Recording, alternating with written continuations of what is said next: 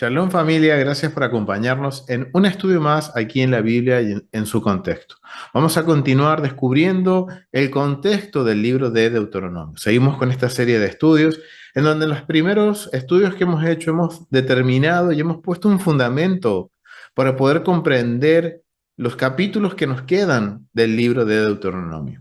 En este momento nos vamos a enfocar en los capítulos del capítulo 16 del versículo 18 en adelante hasta el capítulo 21, versículo 9. Pero nos vamos a centrar hay mucha información en estos capítulos que tomamos como para preparar este estudio, pero nos vamos a enfocar en el capítulo 16 y 17 principalmente, en donde hay mucha información que nos va a permitir comprender y analizar el contexto de este libro. Entonces, hay algo que es bastante interesante porque cuando nosotros leemos esta porción, vemos cómo el Eterno está poniendo en orden a una nueva nación que está surgiendo. Recordemos que el libro de Deuteronomio fue el último discurso que dio Moisés a una nueva generación que estaba por entrar a la tierra prometida. Recordemos que la primera desechó la promesa, desechó por su rebeldía y ahora, en este momento, Moisés está renovando este convenio, ese convenio que había hecho el Eterno a los pies del monte Sinaí con la primera generación que salió de Egipto, ahora está haciéndolo con la segunda generación. Recordemos que ese pacto que se está renovando es el mismo que el primero. Pero ahora vemos que el Eterno, a través de Moisés, está ampliando esos mandamientos, le está dando más que nada le está dando una interpretación legal de cómo aplicar estos mandamientos. Y eso es lo que estamos descubriendo en estudio tras estudio, cómo van aplicando estos mandamientos. Y recordemos que arrancamos digamos, con una estructura legal que está basada sobre las 10 declaraciones que el Eterno le había dado en Éxodo 20 al pueblo de Israel.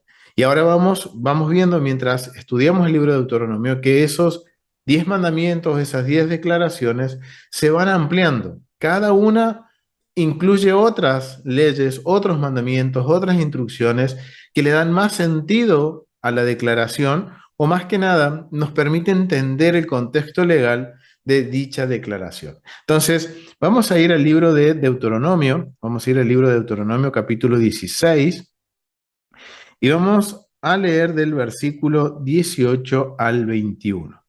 Miren lo que dice. Dice, jueces y oficiales pondrás en todas las ciudades que Adonai tu Dios te dará en tus tribus, los cuales juzgarán al pueblo con justo juicio. No tuerzas el derecho, no hagas acepción de personas, ni tomes soborno, porque el soborno ciega los ojos de los sabios y pervierte las palabras de los justos. La justicia seguirás, para que vivas heredes, la tierra que Adonai tu Dios te dé. No plantarás ningún árbol para acera cerca del altar de Adonai tu Dios, que tú habrás hecho, ni te levantarás estatua, lo cual aborrece a Adonai tu Dios. Miren, es bastante interesante porque en estos versículos lo que está haciendo el Eterno es formar lo que es el poder judicial de una nación. Ahora vemos que a través de estos capítulos que van del capítulo 16 al capítulo 21, el Eterno está dándole la instrucción al pueblo de cómo armar la sociedad, digamos, la estructura social, cómo sería la estructura de gobierno dentro de Israel. Y lo primero que establece el Eterno, que es jueces y oficiales. ¿Para qué? Para que ellos den justos juicios, para que ellos tengan que interceder. O sea que está de alguna forma constituyendo lo que es digamos, vendría a ser como la Corte Suprema de Israel. Pero recordemos que lo que está sucediendo aquí es un recordatorio de lo que ya el Eterno ha hecho y lo que el pueblo ya aceptó. Porque nosotros cuando vamos a Deuteronomios capítulo 1, recordemos al primer estudio que hicimos con la introducción, en el capítulo 1 del versículo 12 al 18 menciona el recordatorio de que el pueblo había aceptado nombrar jueces, nombrar oficiales que iban a estar sobre ellos para juzgar todos los casos, ¿bien? Y que el pueblo había dicho, acepto, ¿bien? Pero esto no viene solo de Deuteronomio, sino que esto sabemos y lo rastreamos hasta Número capítulo 16, perdón, capítulo 11 del versículo 16 al 17, en donde ahí vemos en la narración que Moisés era el único juez, que él estaba juzgando sobre todas las, digamos, cuestiones que el pueblo traía frente a él, todos los problemas, y él era el único que daba sentencia.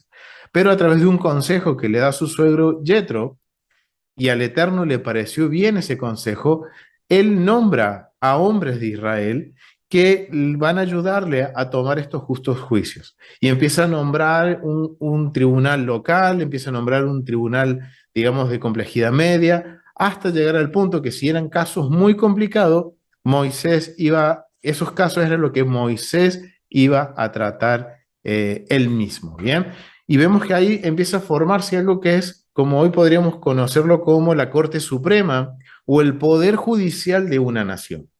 Y lo que está sucediendo aquí es que ahora se está formando lo que conocemos dentro del lenguaje del templo como el Sanedrín, que era un, digamos, un tribunal compuesto por 23 hombres de Israel, por 23 levitas, por 23 Cohen o sacerdotes, y el sumo sacerdote oficiaba como el presidente, que su voto era más que nada para dirimir en algún empate, para él desempatar. Entonces, en alguna votación.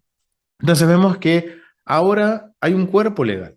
Y ese cuerpo legal se va a dedicar a qué? A dar las instrucciones y más que nada a interpretar las instrucciones que Dios nos da. Entonces ellos lo que van a traer un orden judicial dentro de la nación. Por lo cual, por ellos tenían que pasar todos los casos. Y vamos a ver que va a haber, como mencionan aquí, va a haber juzgados o tribunales que van a ser locales. ¿Por qué? Porque dice que habrá jueces y oficiales que serán puestos en las ciudades de cada tribu, que el territorio que le dé el Eterno a cada tribu. Y algo muy particular es que miren lo que les menciona, dice que habrá, obviamente, pondrá que ellos juzgarán, estos jueces y estos oficiales juzgarán con justo juicio, o sea que tienen que ser imparciales a la hora de dar un veredicto, pero también hay una recomendación para estos jueces. Dice, no tuerzas el derecho, o sea que es una advertencia, o sea como que no vayan de acuerdo o se inclinen de acuerdo a lo que ustedes quieren. O sea que ellos tienen que hacer de acuerdo a lo que está escrito en la Torah y tienen que juzgar de acuerdo a lo que se estipula, de acuerdo a los mandamientos, a la instrucción legal que el Eterno nos da. Dice, no hagas acepción de personas, algo muy importante en un tribunal. Aparte dice, no tomes soborno. Esto vendría a ser corrupción. Y miren de cuándo se está hablando de corrupción. De la antigüedad, antiguo Medio Oriente, hace más de 2000, 2500 años. Estamos hablando un poco más seguro. Y ya había este síndrome de la corrupción en lo que eran los jueces, los oficiales y los gobernantes. Y es bastante interesante porque es algo que aún sucede en el día de hoy, porque dice, porque el soborno ciega los ojos de los sabios y pervierte las palabras de los justos. O sea que siempre cuando hay sobornos hay injusticia, porque siempre la balanza de la justicia se va a inclinar por el que más da. Y esto es una condición que en el antiguo Medio Oriente era muy común. Cuando nosotros analizamos y estudiamos cómo era digamos, el poder judicial en comunidades o en culturas como los hititas, los mesopotámicos o los mismos egipcios, vemos que el soborno terminó siendo algo institucional, siendo parte de la institución o del gobierno. Entonces, en esas, digamos, en esas culturas, por lo general la justicia no era imparcial. Siempre se inclinaba al que más daba y favorecía a quién, al más rico. Entonces, en la antigüedad, en las culturas que rodeaban a Israel, era muy normal que se hiciera acepción de personas y que si había en un juicio un rico y un pobre y el culpable era el rico, y el pobre era el perjudicado, siempre la justicia, la balanza de la justicia, se iba a inclinar hacia el rico, por más que fuera culpable. Y siempre hacían la acepción con el pobre. Siempre el pobre salía perdiendo. No se hacía justicia. Y miren lo que le dice el Eterno a los jueces y oficiales que se van a nombrar en cada ciudad, que ellos tienen que juzgar con justo juicio, con equidad. Y eso nos muestra el carácter del Eterno. Y también nos muestra que el Eterno le está dando la instrucción, algo acuérdense que vimos desde el primer momento con el libro de Deuteronomio. Lo que está haciendo el Eterno es básicamente marcar precedentes contraculturales con las culturas del antiguo Medio Oriente, siendo una nación santa, apartada, una nación distinta. Y recuerden las palabras de Moisés, que las naciones dirían, quién es esta nación grande que conoce el carácter de su Dios? Y es lo que el Eterno le está enseñando al pueblo. Le está enseñando a que sea un pueblo distinto a las naciones y que a la hora de juzgar, ellos tienen que juzgar de acuerdo a las instrucciones que Dios les da y de acuerdo a la sentencia que da Dios, de acuerdo a los mandamientos. Pero ellos no pueden inclinarse hacia un lado o hacia el otro, sino que ellos tienen que juzgar con justo juicio. Y es algo que hasta el día de hoy está sucediendo en muchas naciones, de que no hay una justicia justa. Y miren, y el Eterno lo que Él más quiere es eso, tener un reino de equidad, en donde no haya separación entre rico ni pobre. Todos deben ser juzgados por igual. Y es bastante interesante porque esto nos está marcando un precedente contracultural. Pero sabemos que en la historia de Israel esto llegó a afectar. Sabemos que tiempo más adelante la nación de Israel empieza a adoptar estas costumbres de las naciones. No estaba exento de todas estas cosas. Y tenemos un precedente bíblico sobre eso. Cuando vamos a Miqueas, vamos al libro de Miqueas, vamos al libro de Miqueas, capítulo 7, miren lo que dice. Aquí el profeta Miqueas dice, capítulo 7 del versículo 3 al 2 al 3. Falto el misericordioso de la tierra y ninguno hay recto entre los hombres. Todos acechan por sangre, cada cual arma red a su hermano, o sea, tiende trampas, para completar la maldad con sus manos. El príncipe demanda y el juez juzga por recompensa. Y el grande habla el antojo de su alma y lo confirman. El mejor de ellos es como el espino, el más recto como a zarzal. El día de tu castigo viene. El que anunciara tus atalayas, ahora será su confusión.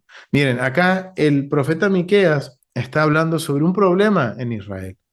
Y vemos que esto era algo común en el antiguo Medio Oriente y que llegó a afectar el juicio del Sanedrín y de los jueces de Israel, hasta de los gobernantes. No fueron exentos. Y dice que había esto, que los jueces se inclinaban por su recompensa, o sea, al mejor postor ellos inclinaban la balanza de la justicia. Y miren, el Eterno en su idea original era que no sucediera esto, que esto sería algo que las naciones deberían aprender también y que obviamente cuando el Eterno restaure su reino, esto va a tener que ser una norma, que los jueces van a tener que dirimir con justo juicio, van a tener que juzgar con justo juicio. Entonces aquí vemos cómo el Eterno está dando, está dando orden al Poder Judicial. Pero si hay jueces, también tiene que haber testigos. Y cuando nosotros vamos a Deuteronomio, capítulo 17, cuando volvemos a Deuteronomio, capítulo 17, vamos a leer los versículos 6 al 7. Y aquí va a hablar sobre los testigos. ¿Por qué? Si hay un juicio, tiene que haber testigos que de alguna forma corroboren el delito que se está cometiendo, ya sea un delito penal, como también puede ser un delito en contra de, digamos, la creencia en el Dios de Israel o en contra de algún mandamiento. Entonces, miren lo que dice, por dichos de 2 o 3 testigos, morirá el que hubiera de morir. No morirá por el dicho de un solo testigo. O sea, aquí está, esto nos está enseñando un justo juicio. Si alguien se presenta en contra de otra persona, mínimo tiene que presentar de 2 a 3 testigos para iniciar este juicio y que haya un justo juicio y que haya una sentencia justa. Y dice que, obviamente, si hay 2 o 3 testigos y la persona a la cual se está culpando se encuentra culpable, debe cargar con la culpa de lo que hizo. Y si es muerte, muerte. Si no hay testigos, si solamente se presenta uno, no morirá, no hay juicio hasta que haya otro testigo. Bien, pero es interesante porque cuando se dicta sentencia, y vamos a poner el ejemplo como nos menciona aquí, una sentencia de muerte, por lo general las sentencias de muerte eran por apedreamiento. Se debía apedrear al que había cometido el delito. Entonces, miren lo que es la introducción con respecto a eso. Dice, la mano del testigo caerá primero sobre él para matarlo, y después la mano de todo el pueblo. Así quitarás el mal de en medio de ti. Y esto es bastante interesante porque son los primeros los testigos quienes van a apedrear al culpable. Porque con esto, de alguna forma, se está controlando y se está de alguna forma evitando que haya falsos testigos.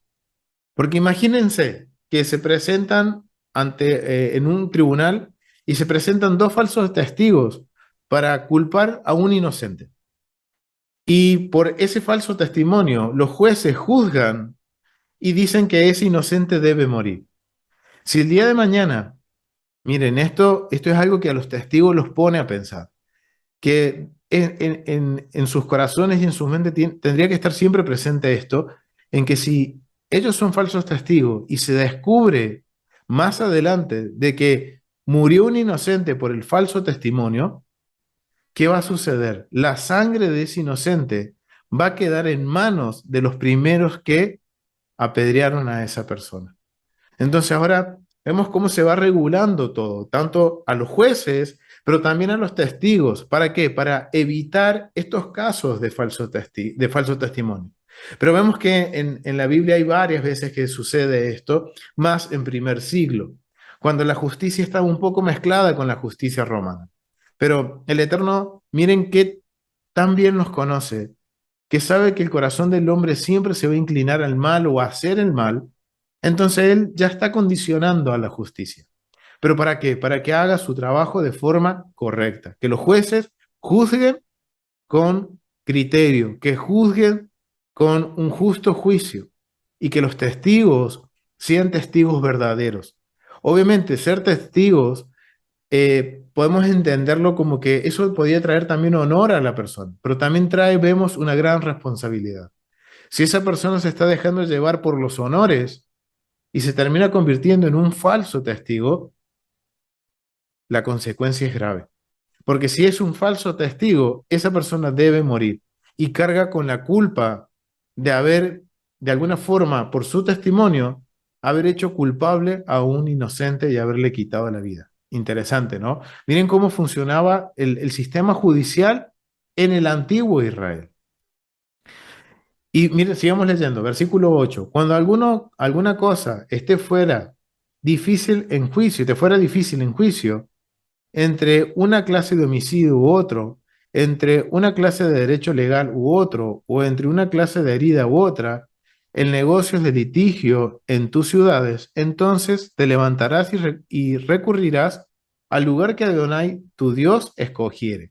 Bien, acá vemos que si ahora, esto está siempre hablando en el contexto de un poder judicial, vemos que le da instrucción a los jueces locales que si hay testigos también hay instrucciones y hay cosas que los testigos deben de cumplir. Y además de eso, si hay un caso difícil, ya sea por homicidio, ya sea por una cuestión de derechos legales, ya sea por un accidente o por un negocio, entonces, ¿qué va a suceder? Si en los lugares, digamos, los tribunales locales no lo pueden resolver, ¿qué deben presentarse? A la Corte Suprema. Y la Corte Suprema se encuentra en Jerusalén. Cuando dice el Eterno que concurrirás al lugar que Adonai tu Dios escogiere, está hablando de Jerusalén en el templo. Recordemos que el Gran Sanedrín se encontraba dentro del templo, en una cámara en el edificio sureste, que se llamaba la Cámara de la Piedra Labrada, en donde era una cámara toda de piedra, en donde estaban los 23 hombres de Israel, los 23 levitas y los 23 Cohen o sacerdotes y el sumo sacerdote como presidente. Entonces vemos que si en los ámbitos locales no se podía resolver, ya eso se convertía de alguna forma en una causa federal y se presentaba en la Corte Suprema. Versículo 9, y vendrás a los sacerdotes levitas y al juez que hubiera en aquellos días y preguntarás, y ellos te enseñarán la sentencia del juicio. Y harás según la sentencia que te indique los del lugar que Adonai escogiere. Y cuidarás de hacer según todo lo que te manifiesten, según la ley que te enseñen y según el juicio que te digan. Harás, no apartes ni a diestra ni a siniestra, no te apartes ni a diestra ni a siniestra de la sentencia que te declaren. Wow, es interesante porque en estos versículos vemos que también hay una responsabilidad por los jueces. Los jueces que tienen que dictar sentencia y tienen que enseñar la ley para que se ejecute esa sentencia.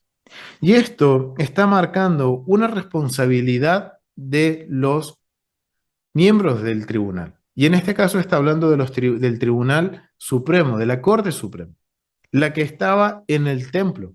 Y miren, es interesante ver que esta Corte Suprema está compuesta mayoritariamente por miembros del templo, por levitas y sacerdotes. De los 71 que formaban parte del Gran Sanedrín, tenemos 46 más uno que eran de la familia de Aarón y los levitas. Increíble, ¿no? Eso, miren, ser un sacerdote en la época de que el templo estaba en pie, no era algo tan, digamos, tan fácil. Obviamente era un honor, pero tenía muy grandes responsabilidades. Y miren hasta tal punto que desde, digamos, el Sanedrín, desde el sacerdocio, dependía la vida o la muerte de una persona. Acuérdense también cuando hemos visto lo del leproso. ¿De quién dependía de que esa persona sea limpia o no? Que fuera declarada limpia o no, de un sacerdote. O sea, miren las responsabilidades que tenía ser un sacerdote. Sí había un honor muy grande, un privilegio muy grande, pero también había una responsabilidad muy grande. Y muchas veces las vidas estaban en manos de los sacerdotes. Entonces, por eso es que vemos que los sacerdotes, a la hora de tomar un juicio o emitir una sentencia, ellos indagaban muchísimo. Y un ejemplo es, por ejemplo, cuando se declara la luna nueva. Cuando vemos el protocolo, cuando se declaraba la luna nueva en Israel, que era necesario que se presentaran dos testigos, se presentaran en el Sanedrín, vamos a ver que el Sanedrín preguntaba mucho, se aseguraba y recontraaseguraba de que los testigos habían visto la luna nueva. ¿Por qué? Porque si ellos juzgaban y emitían digamos, una sentencia y se equivocaban, la culpa no iba a ser del pueblo ni de los testigos, la culpa era de ellos. Y por ejemplo, el calendario, juzgar mal un nuevo año, perdón, un nuevo mes, o el nuevo año, porque comienza en un nuevo mes, eran ellos los culpables de que ese calendario se desfasara, se adelantara o se atrasara. Y eso no debía de suceder. Por eso es que los sacerdotes tomaban muchos recaudos a la hora de emitir un juicio. Y por eso es que eran tantos. Y iban a votaciones y se presentaban los testigos y hacían preguntas. O sea, había un justo juicio, que es algo que muchas veces cuando leemos la Biblia, nunca se nos ha ocurrido ver que había un sistema judicial. Y por ahí se nos presentó, uy, qué malo, moría apedreado. No, había antes de llegar al apedreamiento, había que pasar un periodo de pruebas, de testigos, de demostrar de que la persona era culpable o inocente. Tenía que haber un juicio. Y si era culpable, bueno, había una consecuencia, algo que se debía de hacer y una condena que cumplir. Entonces, ahora vamos entendiendo, y hay muchas cosas que la Biblia no nos da mucho detalle. ¿Por qué? Porque recuerden, la Biblia no fue escrita para nosotros, sino, perdón, la Biblia fue escrita para nosotros, pero no fue dirigida a nosotros.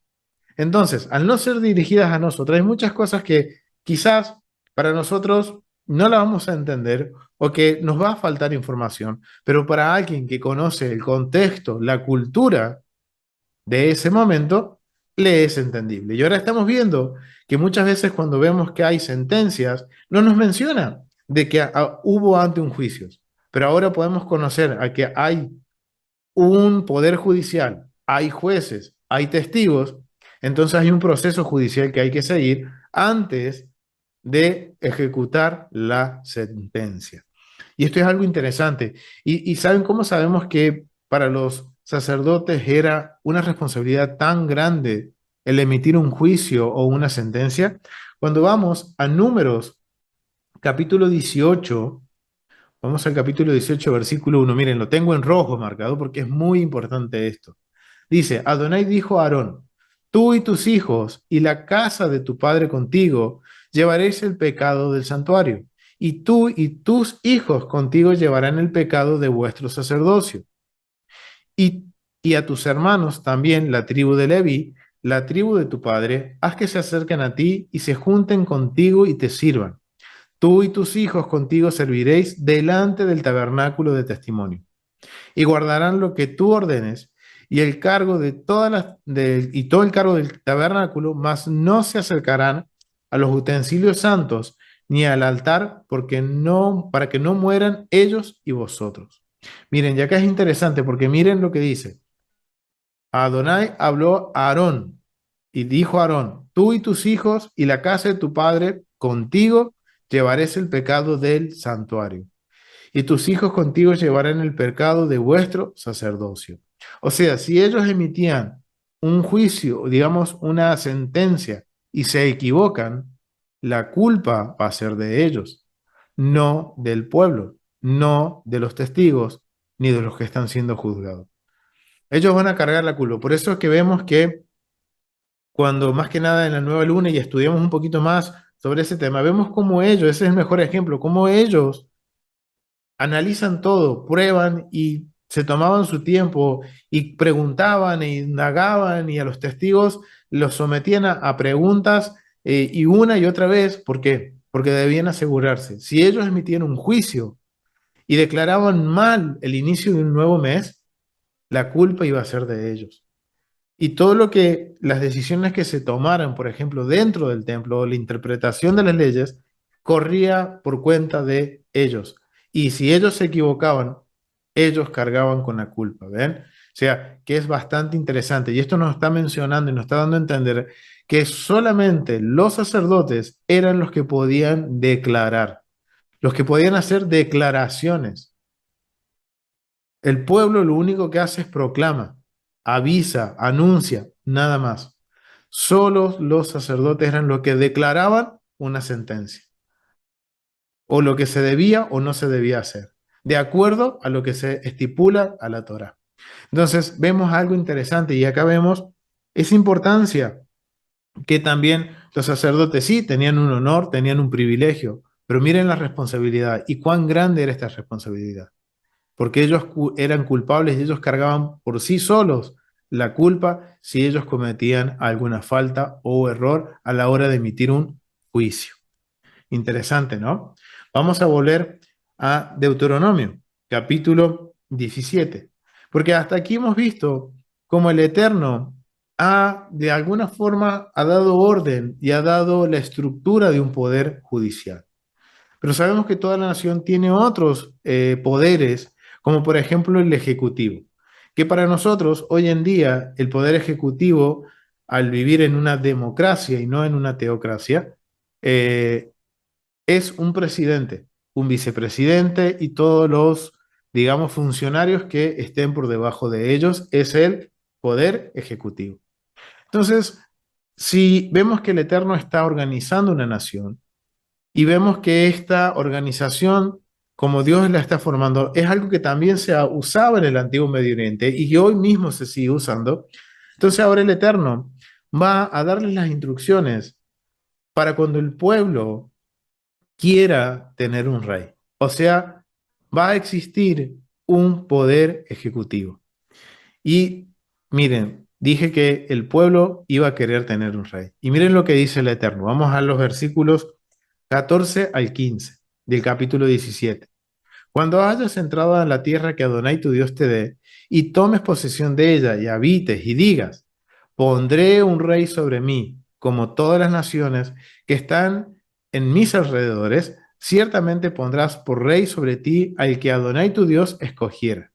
De entre tus hermanos pondrás rey sobre ti. No podrás poner sobre ti a hombres extranjeros, que no sean de tu hermano. Pero él, pero él no aumentará para sí caballos, ni hará volver al pueblo a Egipto con el fin de aumentar caballos. Porque Adonai os ha dicho, no volváis nunca más por ese camino, ni tomarás para sí muchas mujeres, para que su corazón no se desvíe. Ni plata ni oro amontonará para sí en abundancia. Y aquí vemos las instrucciones que da para ese rey, pero miren lo que dice el Eterno para un rey que el pueblo iba a pedir.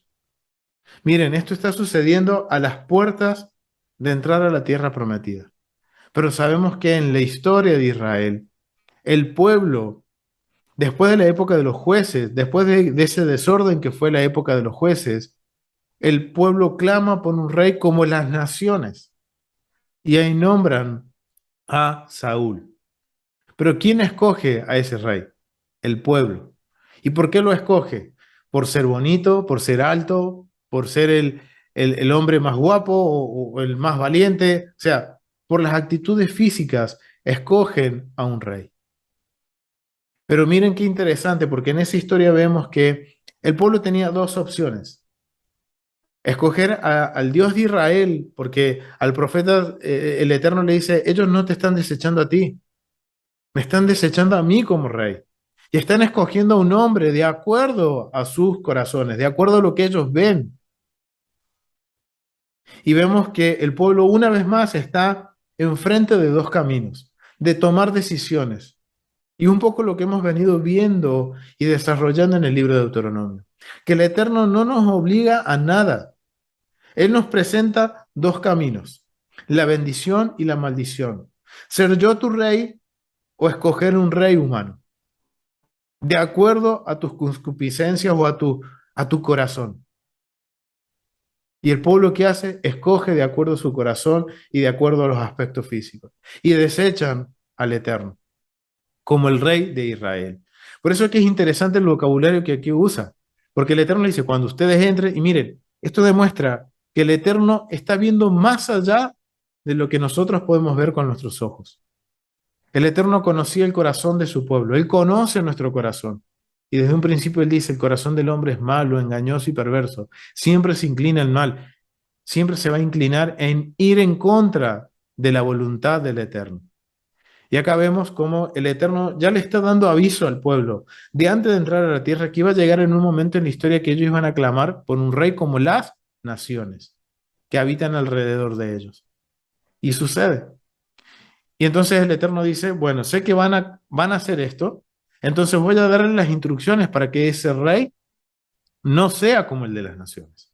Porque si empezamos a analizar las estructuras de lo que eran los reinados en el antiguo Medio Oriente, Israel, de acuerdo a lo que Dios instruye, es totalmente distinto. Miren, les voy a compartir algo de cómo se veían los reyes en el antiguo Medio Oriente. Miren lo que dice. Este es el comentario de contexto cultural del Antiguo Testamento de John Walton. Mire, el rey. Son del capítulo 7, el comentario sobre el capítulo 17 del versículo 14 al 20. Dice, rey escogido por la deidad. La lista de reyes sumerios que pretende incluir los nombres de los reyes desde antes del diluvio hasta el fin del tercera dinastía de Ur, o sea, aproximadamente 2000 años antes del Mesías, comienza con una línea que dice, cuando la realeza fue descendida del cielo. Miren, miren lo que pensaban en el antiguo Medio Oriente que los reyes descendían del cielo. Estos eran los sumerios, cuando la realeza descendía del cielo. La presunción a través de la historia mesopotámica es que cada gobernante recibía de los dioses su certificación para reinar. De ese modo, Hammurabi, esto es más o menos entre el 1792 y 1750 antes del Mesías, habla en el prólogo de este código real de cómo los dioses establecieron una realeza permanente, o sea que la realeza en las naciones en el antiguo Medio Oriente era para una familia permanente y que oprimía al pueblo. En Babilonia, y como los dioses Anum y Elial lo escogieron específicamente para gobernar en beneficio de su pueblo. El resultado era que se le imponía al rey una obligación de gobernar sabiamente y con justicia, sin abusar jamás de su poder y siendo responsable de los mandatos y requerimientos de los dioses. Miren, la situación es ligeramente distinta en Egipto, donde se consideraba que cada faraón era un dios. Pues miren la diferencia. En Israel, o sea, en Israel Dios dice, ustedes son los que van a querer un Dios. No es que los dioses quieren, acá vemos la voluntad del Padre que él no quería, o sea, la voluntad del Dios de Israel no era de que la nación tuviera un rey humano. Él era el rey. Miren, y lo deja bien claro, y esto no está marcando un precedente con el antiguo Medio Oriente. Porque Dios dice, ustedes no van a tener reyes, pero sé que ustedes van a querer tener un rey. Pero porque ustedes van a querer un rey, lo van a tener. Pero estas son las condiciones que va a tener que cumplir el rey. Pero miren, en la antigüedad no. En la antigüedad dicen que los dioses pusieron de alguna forma reyes en la tierra y esos reyes eran un linaje permanente que traían opresión. Y cuando analizamos los reinados del antiguo Medio Oriente, traían opresión al pueblo, altos tributos, presionaban al pueblo, conquistaban y traían opresión y más opresión y más opresión. Y miren, en el caso de Egipto, el faraón, que es el rey, se creía que era un dios. Y aquí está el primer, digamos, el primer punto contracultural con lo que el Eterno dice.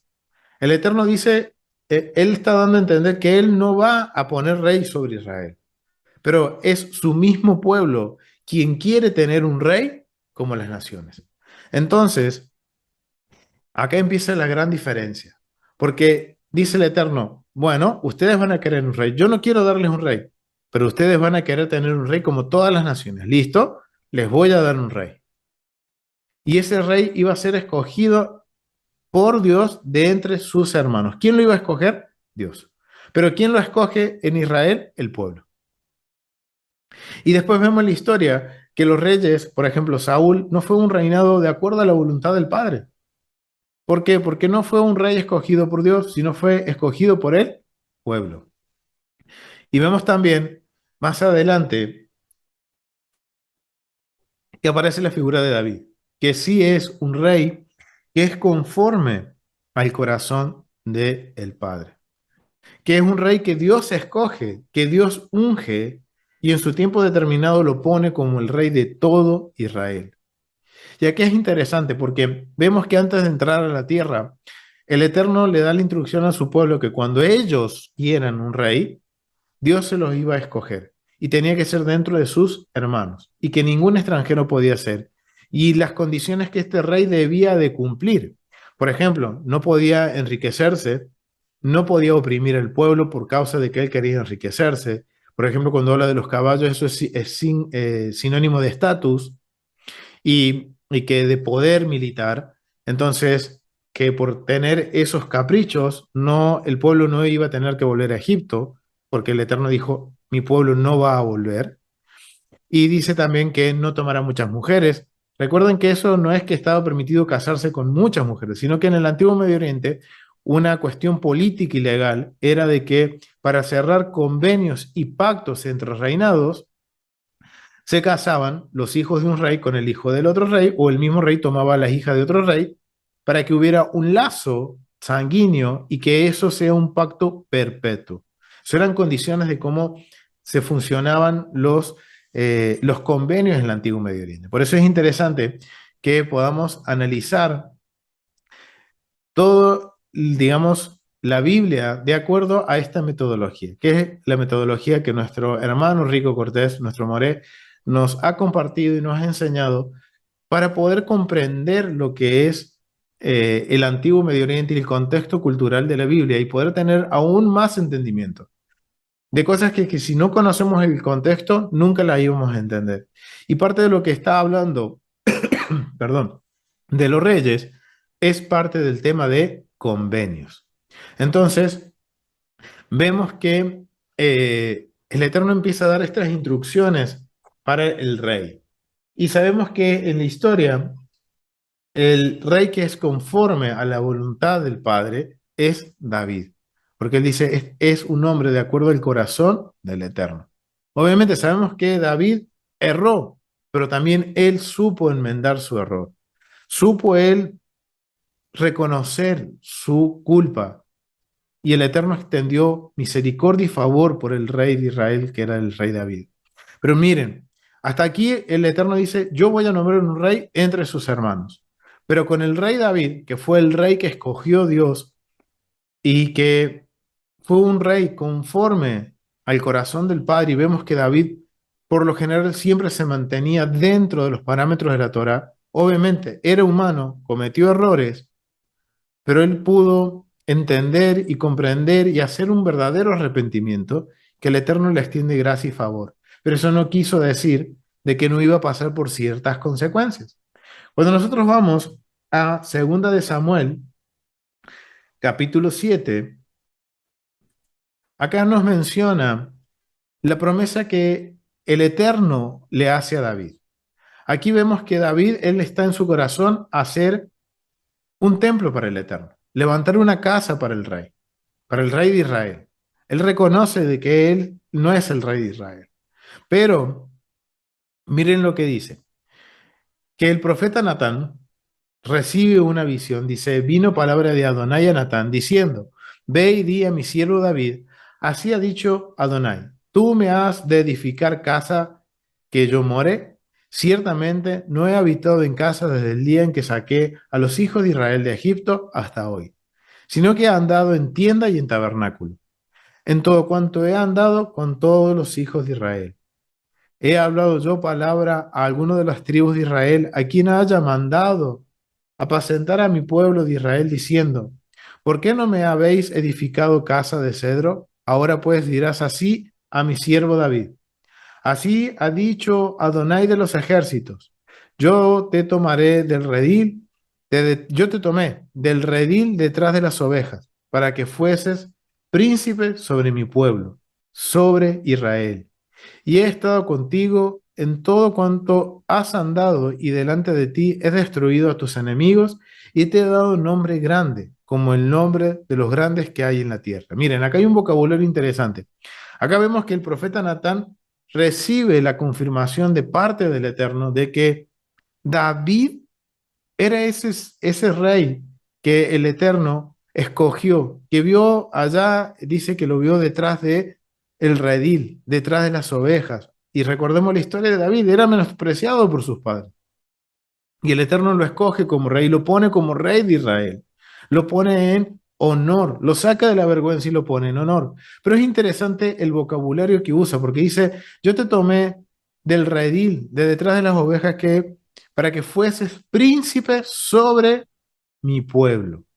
No dice rey, dice príncipe. ¿Por qué? Porque siempre el rey de Israel fue el Eterno, fue Adonai, es Adonai. Y quien está en la tierra como rey es un príncipe, es el hijo del rey. Y eso lo vamos a entender más abajo para cuando aquí le está confirmando David de que va a construir el templo, que va a tener esa bendición, pero que no va a ser él, sino que va a ser su hijo. Pero miren lo que dice en el versículo 2 en adelante. Y cuando tus días sean cumplidos y duermas con tus padres, yo levantaré después de ti a uno de tu linaje, el cual procederá de tus entrañas, y afirmaré su reino. Él edificará casa a mi nombre y yo afirmaré para siempre el trono de su reino. Ese es Salomón. Sabemos que es Salomón quien levanta el templo. Yo le seré a él padre y él me será a mí hijo. Y si él hiciera mal, yo lo castigaré con vara de hombre y con azotes de hijo de hombre. Pero mi misericordia no se apartará de él como la parte de Saúl. ¿Y por qué esa parte de Saúl? Porque recuerden, Saúl no fue un dios, un rey, perdón, nombrado por el Eterno, sino que fue el pueblo quien lo escogió, al cual quité de delante de ti. Y será firmada tu casa y tu reino para siempre, delante de tu rostro, y tu trono será estable eternamente.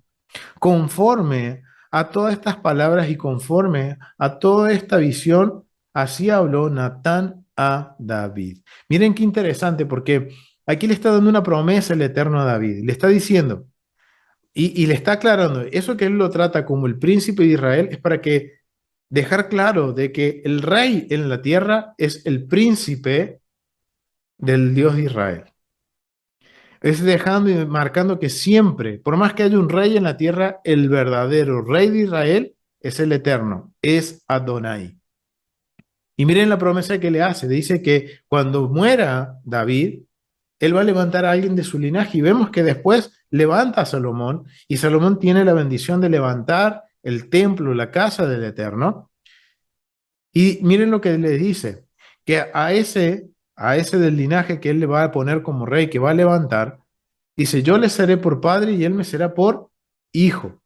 O sea que eso es una relación de rey y vasallo. O sea que están mencionando que el rey de Israel, de la tierra, el que está en la tierra, el rey terrenal, es vasallo del rey que está en la eternidad o en los cielos, que es Adonai.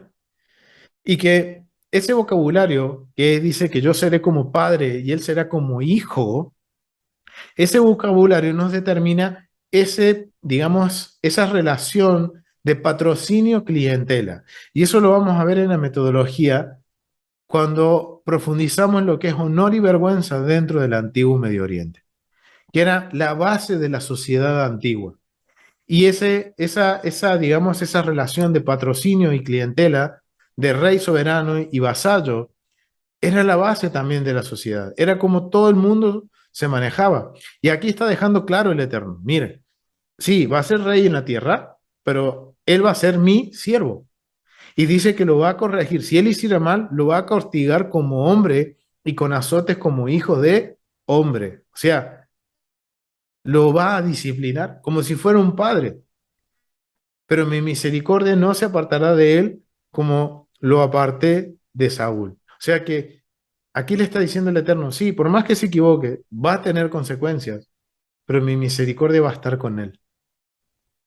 Y además de eso le dice en el versículo 16, y se afirmará tu casa y tu reino para siempre delante de tu rostro, y tu trono será estable eternamente. O sea, quien, digamos, el reinado en la tierra de Israel siempre va a ser para el linaje de David. No puede reinar otro que no fuera del linaje de David. Y miren, y es una promesa que se establece por eternidad. Y el trono será estable eternamente, dice, en la tierra. Esto está hablando de la tierra para la descendencia de David. Por eso entendemos que cuando el Mesías, Yeshua, retorne a la tierra, viene como el rey descendiente de la tribu de David. Y si nosotros vemos la genealogía de nuestro Mesías Yeshua, él viene de esa descendencia del rey David. Se cumple lo que el Eterno está haciendo y va a levantar, acá dice que va a levantar a uno de su descendencia. Sí, levantó a varios en la historia, pero también está hablando a futuro, cuando el Mesías retorne como ese rey que va a venir a traer justicia para Israel y a juzgar a las naciones con vara de hierro y con azote. O sea, vemos que el Eterno no solo le está dando digamos, una visión de lo que viene, sino que también le está mostrando el porvenir, el futuro. Y miren qué interesante, porque aquí podemos también ver cuál es la verdadera función de un profeta. Y vemos a un verdadero profeta de Dios hablando con el rey David. Y ahí vemos a Natán, que es un ejemplo de los profetas de Dios. Porque vemos que más adelante, cuando seguimos leyendo en Deuteronomio capítulo 18, habla también sobre los falsos profetas. Y aquí vemos una diferencia. Un profeta que habló palabra de Adonai. Y que todo lo que él hablaba, porque sabemos que el mismo profeta natal, el Eterno lo usa para traer corrección por el pecado que hizo el Melech David, el rey David.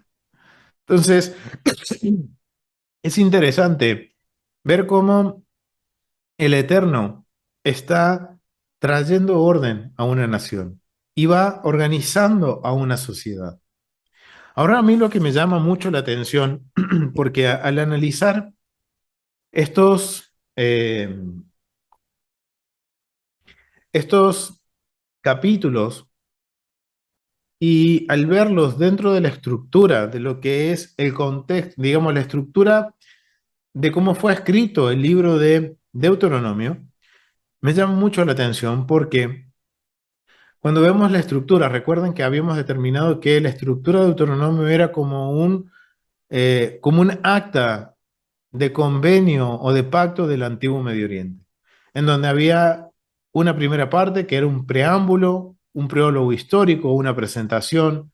Después había un cuerpo en donde estaban las estipulaciones, las leyes, y habíamos determinado que dentro de ese cuerpo lo que estaba haciendo el Eterno era aclarando los 10 mandamientos, las 10 declaraciones que había dado en Éxodo 20. Y aquí es interesante porque cuando vemos que el capítulo 16, versículo 18, hasta el capítulo 18, versículo 20, que incluye lo del falso profeta, eso es una aclaración de acuerdo a la estructura de cómo fue escrito el libro de Deuteronomio, es la aclaración del quinto mandamiento. Y eso a mí me llama mucho la atención, porque el quinto mandamiento, ¿cuál es? Honra padre y madre para que te vaya bien todos los días de tu vida. Y es interesante porque ese mandamiento, al ampliarlo, está incluyendo la organización de una sociedad, de un país, de la estructura de un país, la estructura gubernamental de un país. La pregunta es ¿por qué? Y tiene sentido, porque si nosotros analizamos y nosotros empezamos a también buscar ejemplos dentro de la Biblia, podemos ver que la base de una sociedad, la base de una sociedad estable, de una sociedad organizada, todo comienza por casa, por la educación, por la relación entre hijos y padres e hijos.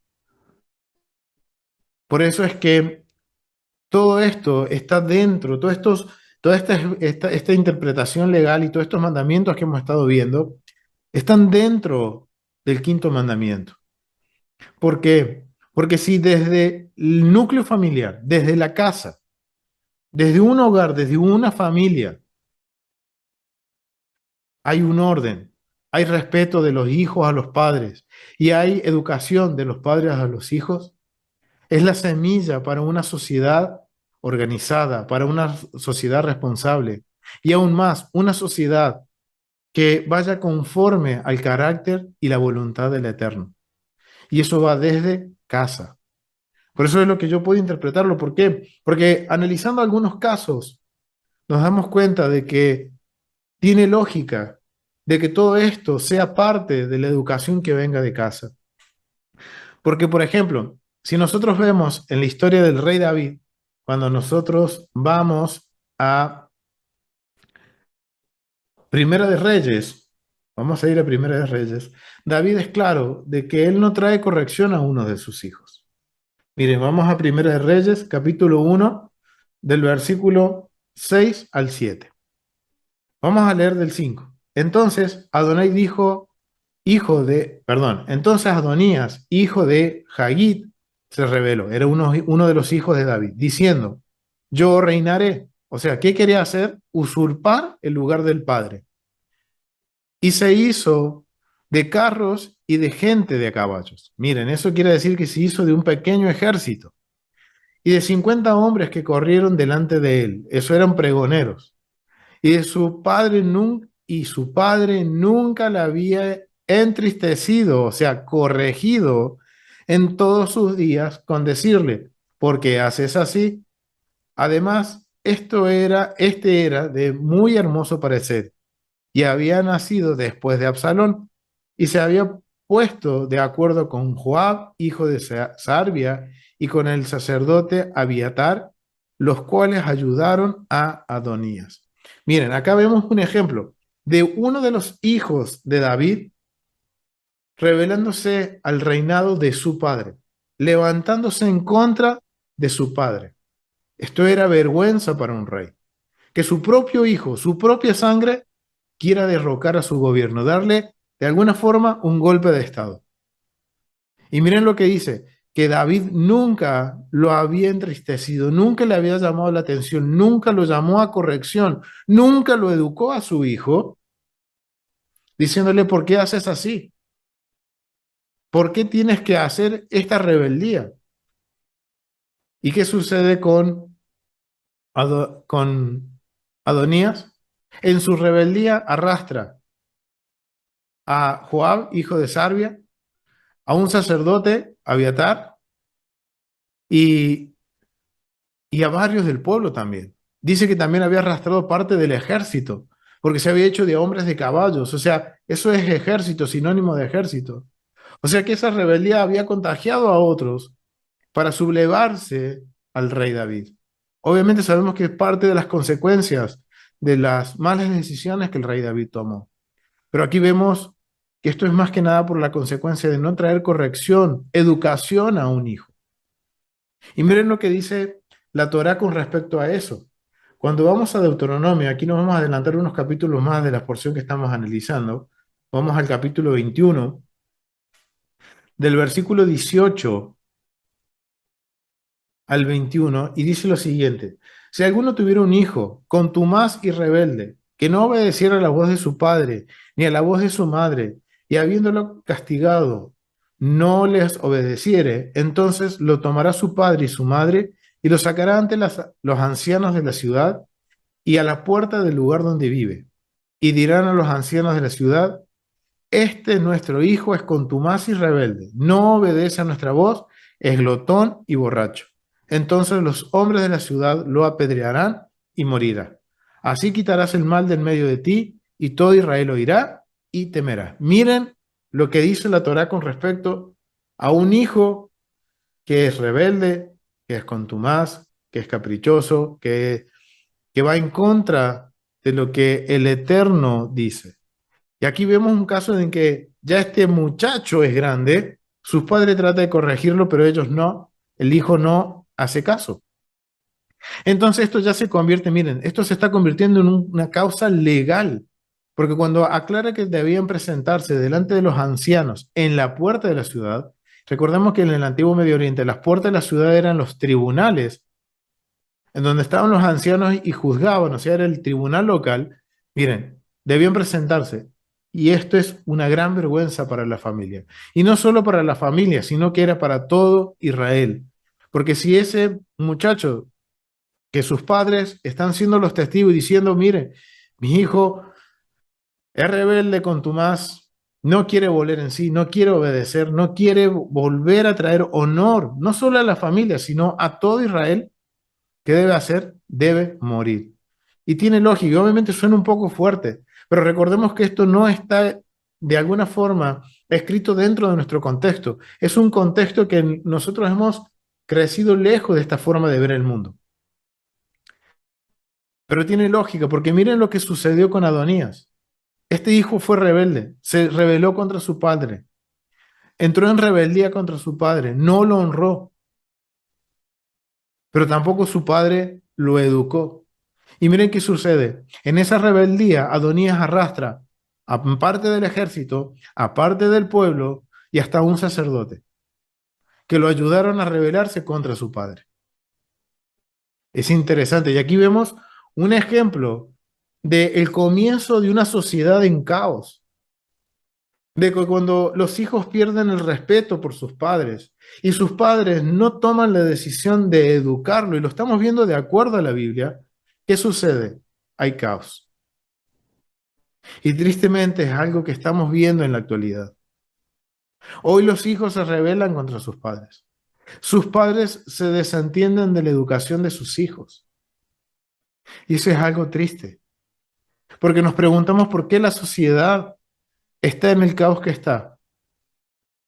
Y por lo que podemos juzgar de acuerdo a la Biblia es por culpa nuestra, por no hacer lo que nos corresponde, por no hacer y tomar las decisiones que debemos tomar. Y que educar a los hijos.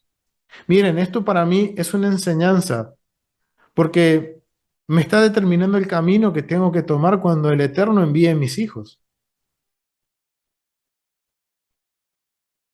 de la responsabilidad que tengo que tener como padre.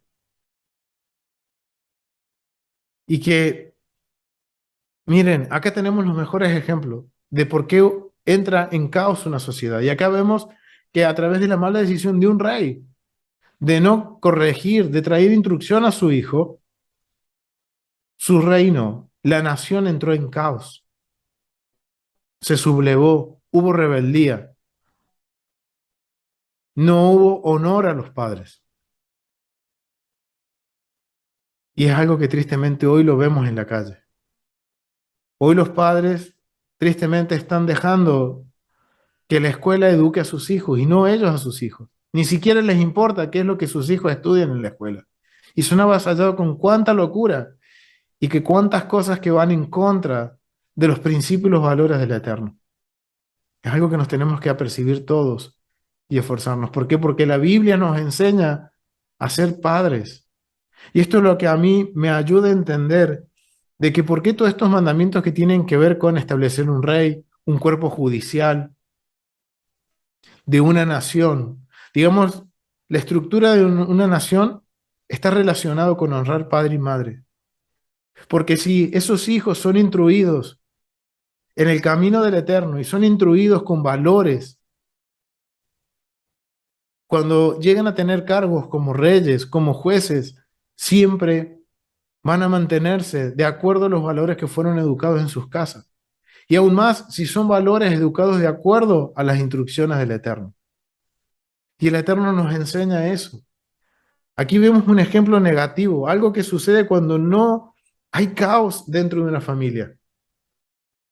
¿Cuál es el resultado? Un hijo rebelde, vergüenza para los padres y un hijo totalmente descarriado que va directo a la muerte. Pero el Eterno no quiere eso. Él nos da, miren, instrucciones de cómo debemos nosotros manejar estas situaciones. Miren lo que dice el Shema Israel. Vamos a Deuteronomio 6, nos vamos a volver unos capítulos atrás. Y vamos a ver lo que nos dice. Miren la instrucción que nos da en el Shema Israel.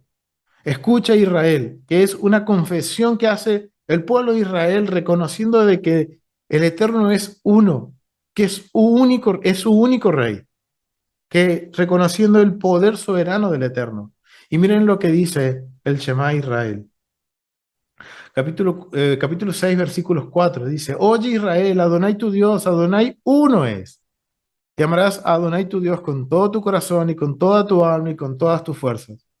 Y estas palabras que yo te mando hoy estarán sobre tu corazón y las recitarás a tus hijos y hablarás de ellas estando en tu casa y andando por el camino y al acostarte y cuando te levantes. Y las atarás como señal en tus manos y estarán como frontal entre tus ojos y las escribirás en los postes de tu casa y en tus puertas. Miren, ¿cuál es la instrucción que le da a su pueblo, el Eterno?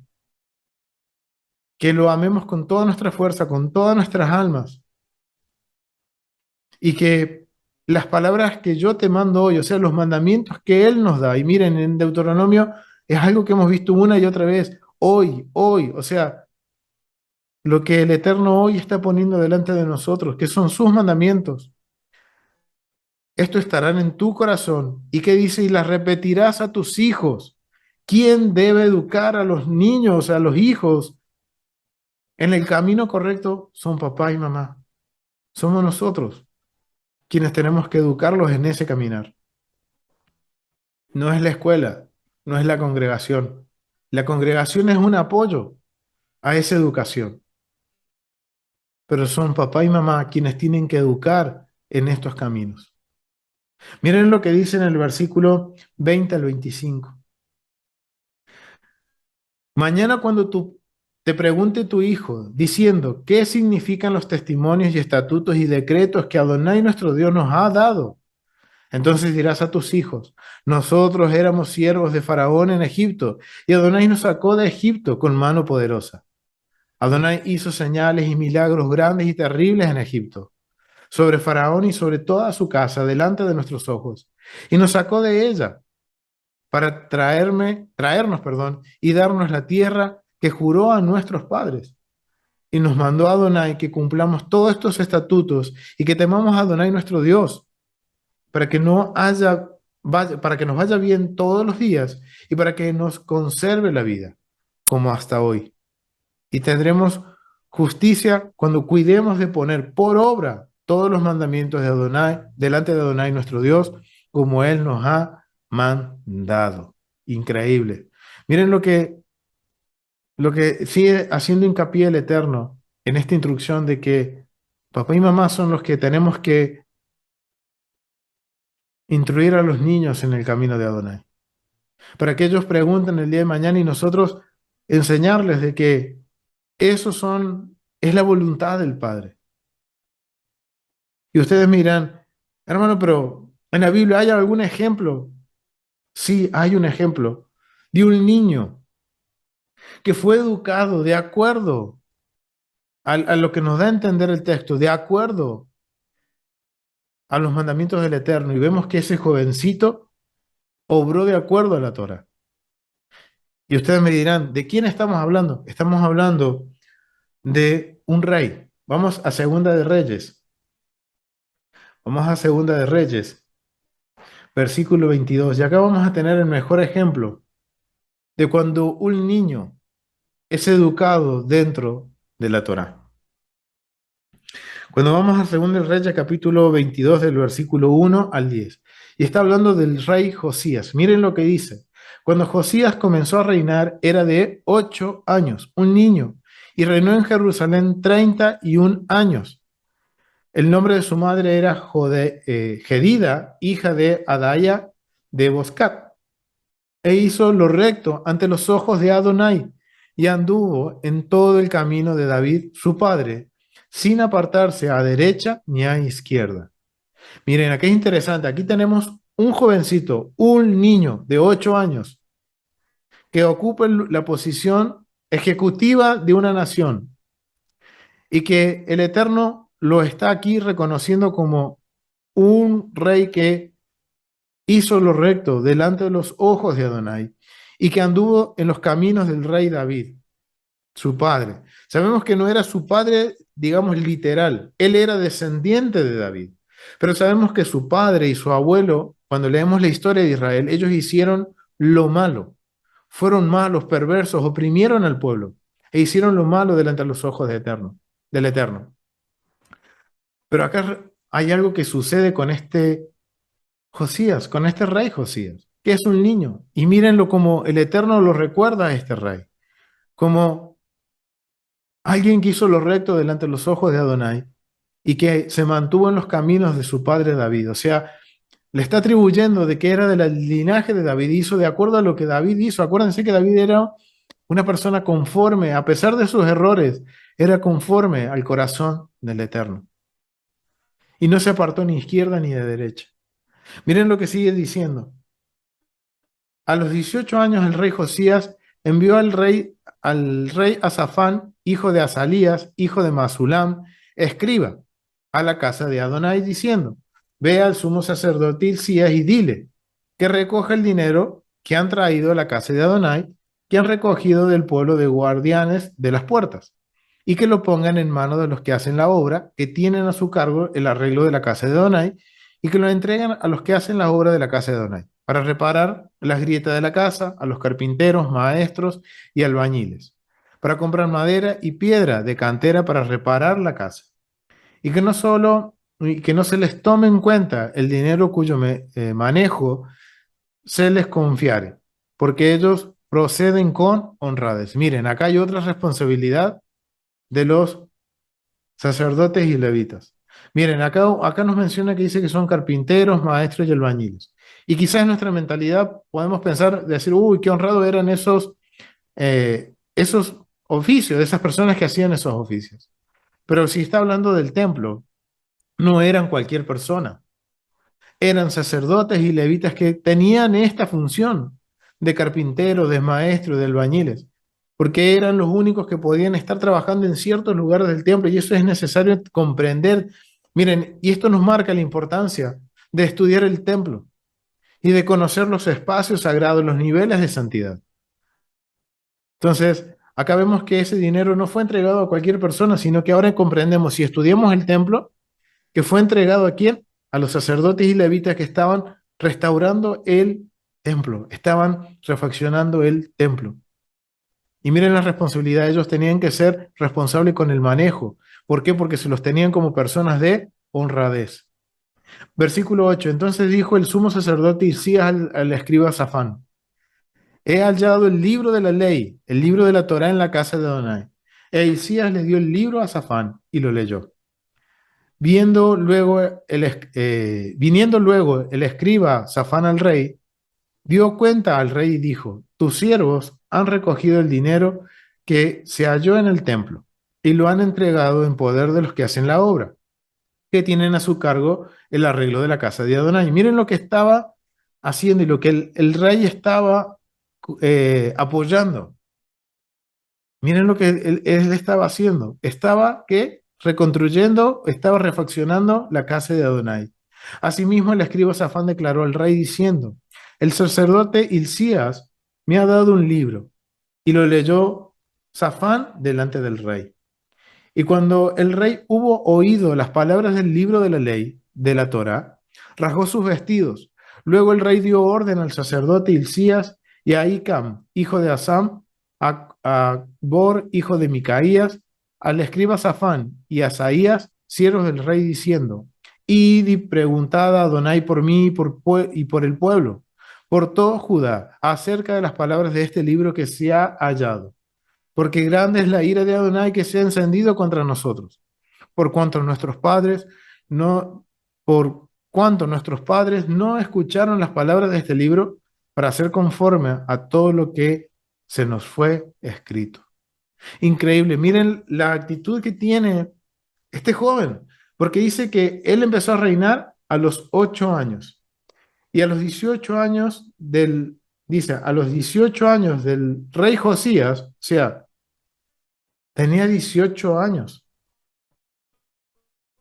era un jovencito. A los 18 años del rey Josías, él, ¿qué toma la decisión? Miren, la actitud que él tiene, raja sus vestidos porque reconoce de que el pueblo no estaba conforme a lo que estaba escrito en el libro de la ley. Estaban actuando de acuerdo a su voluntad, a como ellos querían, haciendo las cosas que el Eterno aborrece y reconociendo de que sus padres, su padre y su abuelo habían hecho lo incorrecto. Y es interesante porque, miren, era un jovencito de 8 años cuando tomó el poder, dice, a los 18 años del rey Josías, o sea, tenía 18 años el rey, era un joven. Y miren lo que él ordenó, que se volviera a cumplir la Torá. Él, miren, rajó sus vestidos. Ahora lo interesante es cómo él sabía. Si viene de una descendencia de que su padre y su abuelo hicieron lo malo, ¿de dónde viene esa instrucción por el Eterno? Y algo interesante que pudimos ver con mi esposa al analizar esto, nos hicimos una pregunta: ¿cómo? ¿Por qué? ¿Por qué él conocía o cómo él pudo haber conocido? Y es muy probable porque miren que nos menciona aquí que el nombre de su madre, miren lo que aquí nos aclara, el nombre de su madre era Gedida, hija de Adaya de Boscat. Y es interesante porque cuando la Biblia nos menciona algo tan específico, el nombre de una mujer hija de quién era y de dónde era, es algo que tenemos que prestar atención. Y de acuerdo a lo que hemos podido validar y verificar junto a mi esposa,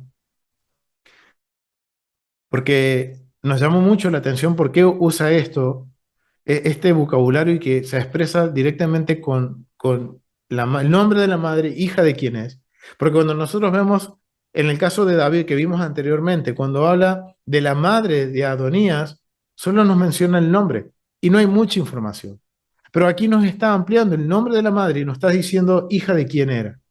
Y es algo interesante porque pudimos encontrar lo siguiente. Cuando vamos a Primera de Crónicas, capítulo 6 del versículo 39 al 34, miren lo que dice aquí. Aquí vemos, en Primera de Crónicas, aquí está David poniendo en orden el servicio en el tabernáculo para que se respete en el templo. Y empieza a nombrar las 24 órdenes de sacerdote, los 24 órdenes de levita, los 24 órdenes de hombres de Israel que van a ser como los intercesores en el templo. Y empieza a poner en función a los levitas. Y miren lo que dice aquí. Y su hermano Asaf. Y Asaf era el que estaba encargado de la música en el templo, el cual estaba a su mano derecha. Asaf, hijo de Beraquías, hijo de Simea, hijo de Micael, hijo de Basasías, hijo de Malaquías, hijo de Etni, hijo de Sera, hijo de Adaya, hijo de Etán, hijo de Sima, hijo de Simei, hijo de Hagat, hijo de Gersón, hijo de Leví. Wow, quizás es muy posible que la madre, vamos a abrirlo en otro, la madre de este rey, Josías, haya sido hija de un levita. Por eso cuando vamos a Segunda de Reyes, capítulo 22, nos menciona del rey Josías y nos nombra a su madre. Dice que ella era hija de Adaya.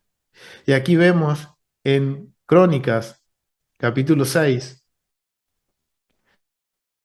en el versículo 41, que hay un Adaya, que era hijo de Leví.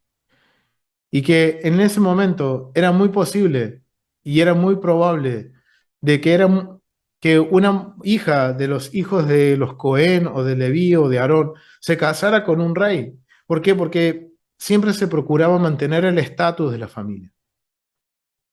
Y aquí vemos que es muy posible que la madre de Josías haya sido hija de un levita. Y de que por eso ella, a pesar de que su padre y su abuelo, estamos hablando de Josías, hicieron lo malo delante de los ojos del Eterno, hubo alguien dentro de la familia que tomó, podemos entender que ella tomó el mando y dijo, este niño va a saber caminar por el camino correcto. Y vemos lo que en Deuteronomio 6 dice, que al instruir al niño en sus caminos, él nunca se apartará de él.